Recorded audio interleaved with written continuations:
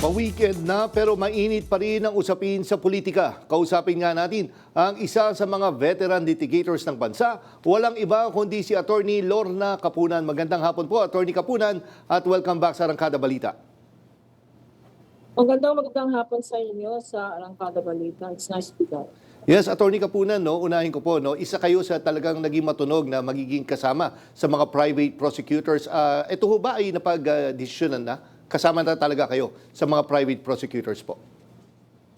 Alam mo, maraming kagaya ng naririnig natin, marami namang volunteer lawyers, mga public interest lawyers na kasang-hasa sa litigation. So, although siguro nababalita ng pangalan ko because I was part of the private prosecutors team last year, no, na-abort yung aming prosecution last year, no? Kasi na-dismiss yung petition. So this year, ganun pa rin, buvolunteer pa rin tayo at pumapili tayo para sa bayan naman. Opo.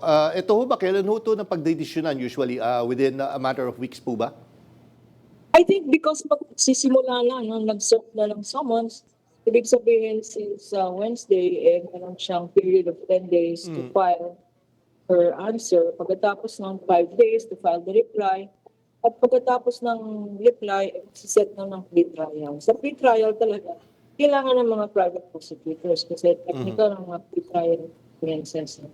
Siguro naman, it is a conservative estimate na lalabas na siguro ang listahan ng mga private prosecutors within the next 2 weeks. 1 week or And Attorney Capunan, nakita naman natin kung gaano ka-sensitive pagdating sa liderato ng Senado sa ngayon. Kasi nagkakaroon nga lagi ng chismis na magkakaroon ng panibagong coup. Malaking effect ba kung sino magiging Senate President during sa impeachment trial po? Or hindi naman po ito masyado dapat binibigyan masyado ng weight?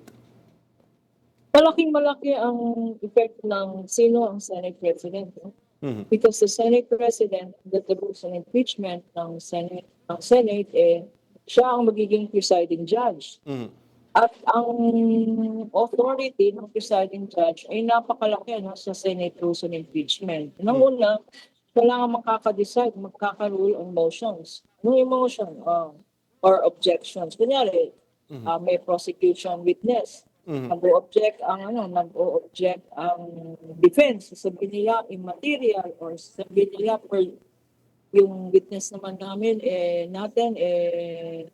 may pending trial, may pending criminal case, no? So unbelievable, incredible. No? Ang magruruling dyan is the presiding judge, Senate judge. So sabihin niya kung papanig siya sa objection ng defense, objection sustained ang tawag doon. Kung hindi naman papanig siya sa objection kung papanig naman siya sa objection ng prosecution, sustained yun. Sustained then in favor of overrule. Ang tawag doon, overrule yung defense, sustain ng prosecution. Ngayon, yung mga materiality ng evidence, kung yung tinatawag nilang hearsay evidence, or best evidence, original document rule, authenticated ba yan, lahat yan ang nakaka-rule dyan, yung presiding justice, judge, or ang Senate President. Maliban lang kung meron mag-o-object, no? Kung hindi unanimous, magkakaroon ng tinatawag na division of the House, magbobotohan. Kung magbobotohan, di panalo pa rin ang majority. Ganun din ang sumato tayo.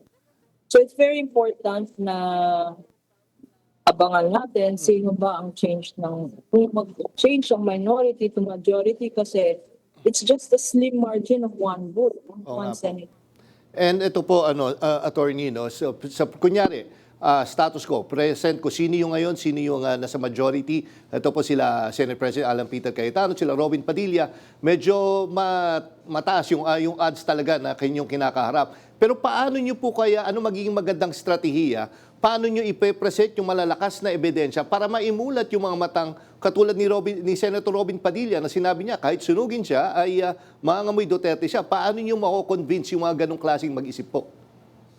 Alam nyo, kasi yung evidence na ipapakita sa Senate impeachment court, no, on trial, napakita na yan sa Committee on Justice, House Committee on Justice. So halos lahat o lahat ng ebidensya na pinakita sa Committee on Justice, trinansmit na yan lahat sa Senado together with the articles of impeachment. Nakita naman natin ang botohan sa House. No? Last year, yung vote last year for direct transmittal to the Senate, more than one-third vote na, naging two-thirds, pero mga 250 lang or something like that. Ang vote na yun is 257.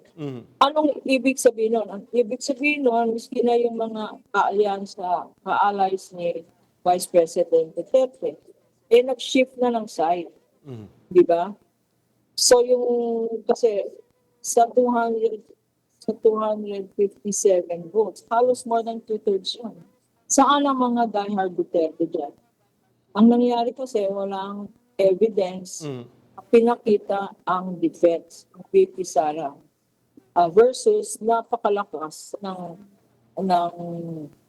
evidence na pinisinta ng mga complainants sa House Impeachment Court. So, yung issue ng probable cause, unanimous. Hindi ba lahat ng miyembro ng House Committee on Justice at saka yung mga ex-official members, mga deputy speakers, bumoto in favor of the committee report endorsing the impeachment, articles of impeachment. So, kung yun ang basihan, kung nakita natin na yung mga diehard sa House, nakumbinsi sa ebidensya, siguro bigyan naman natin ng benefit of the doubt.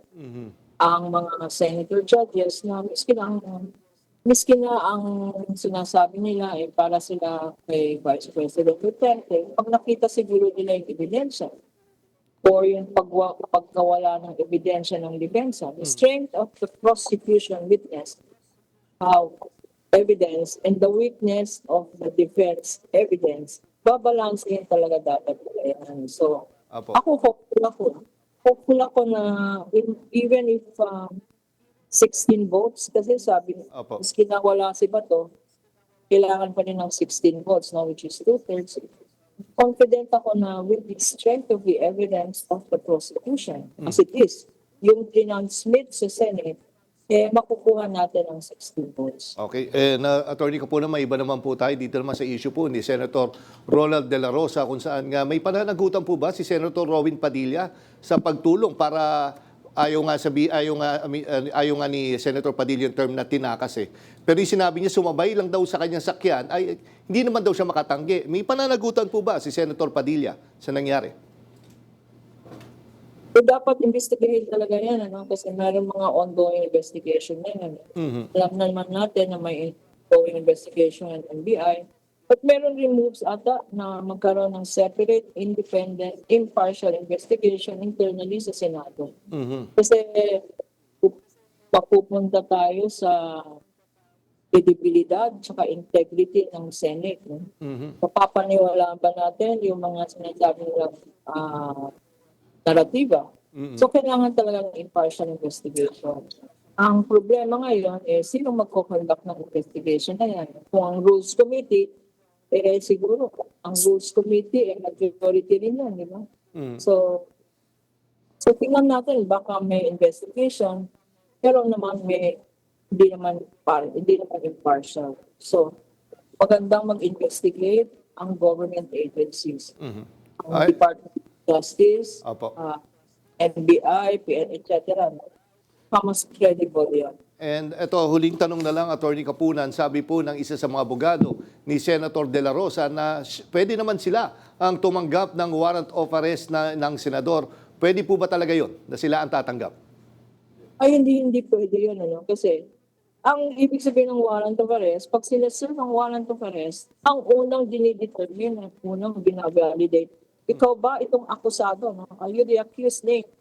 Di mag-a-answer siya ng yes. No? Kagaya ng ginawa sa Hague, no?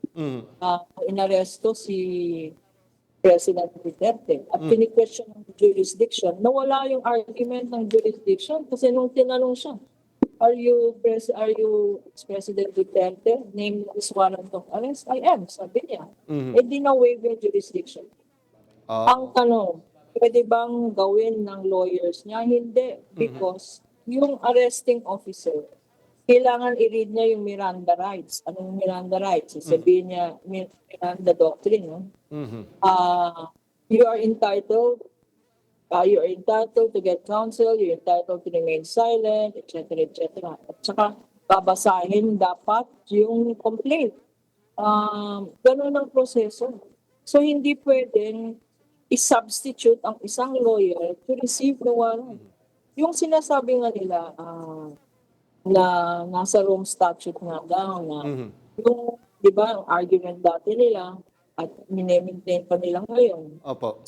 crowd decided on the merits, yung injunction nila, nakalagay daw sa Rome Statute, dapat